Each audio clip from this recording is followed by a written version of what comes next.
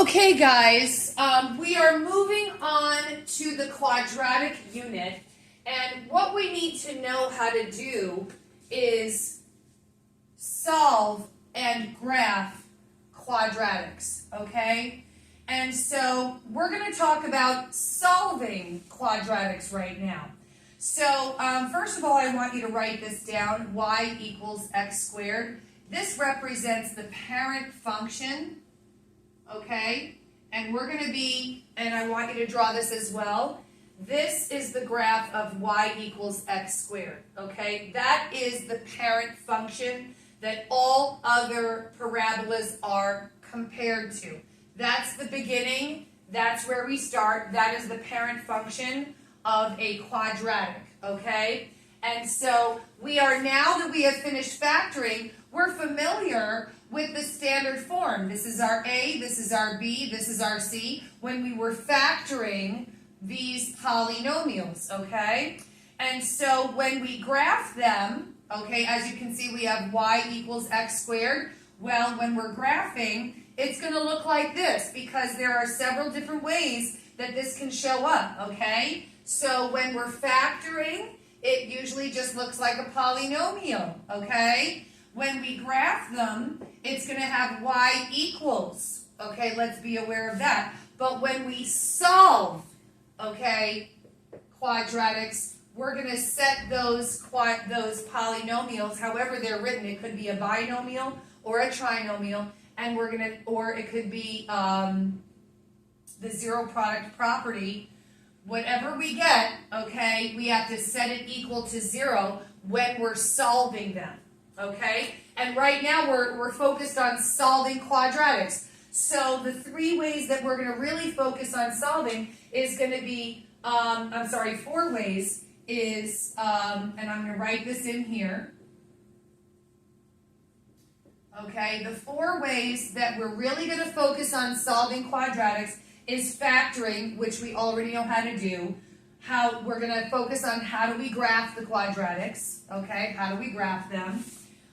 We can solve quadratics by using the quadratic formula, which I call the bear. And then we can also solve quadratics by taking the square root, okay? But when we say solve, what are we actually solving for? You don't know what we're solving for exactly. So I'm going to tell you what we're solving for, so you know that every time you factor to solve or graph it, or every time you use the quadratic formula or taking the square root to solve a quadratic, every time you try to solve it, this is what you're solving for, okay? If you solve the quadratic, just so that you know what it looks like on the graph, okay? So let's do this. Go ahead and draw a quadratic, a parabola, okay, that touches the x-axis at one point. Okay? So when the parabola touches the x-axis at one point, we call that one solution. Okay? When the parabola crosses over the x-axis at 2 points, 1, 2, okay? We call that 2 solutions. Okay? And when you solve the quadratic and it looks something like this or something like this, and it does not touch the x-axis at all, we call that no solution. So you're writing as I'm writing, and you're writing this down. So the whole point of this video is to tell you exactly what we're solving for, okay?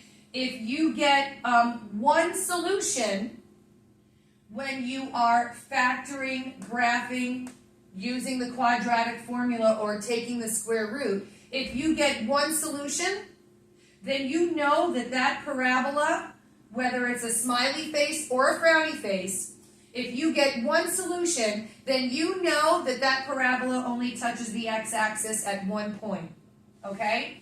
If you factor, graph, use the quadratic formula, or take the square root, okay, and you get 2 solutions when you're solving, then you know that the parabola touches or crosses over the x-axis at 2 points.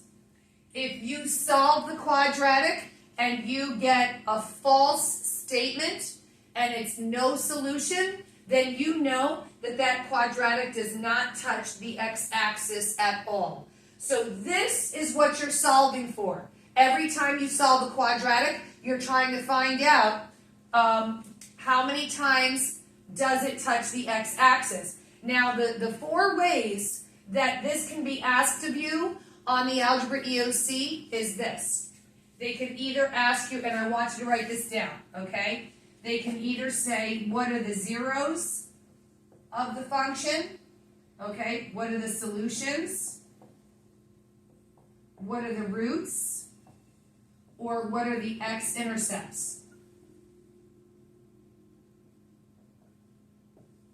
Okay? So, when you're taking the Algebra EOC and make a big bubble around that, because you're probably saying to yourself, roots? What are roots? Okay? The roots of the function. What are the solutions? What are the zeros? What are the x-intercepts? Well, the x-intercepts make sense because it's how many times it touches or crosses over the x-axis. We already know x-intercepts and y-intercepts, so that makes sense. But the 3 others we have to get used to, they may ask you what are the zeros of the function, which will make sense because when you're solving quadratics, you have to set that quadratic equal to 0, okay? So they may ask you for the zeros, solutions, roots, or x-intercepts, but let's just keep in mind that when you're solving quadratics, you are basically solving for how many times does the parabola touch or cross over the x-axis. It'll either be 1 time for 1 solution. If you get 2 solutions, you know it crosses over the x-axis at 2 points. Or if you get no solution and a false statement, you know that the parabola does not touch the x-axis.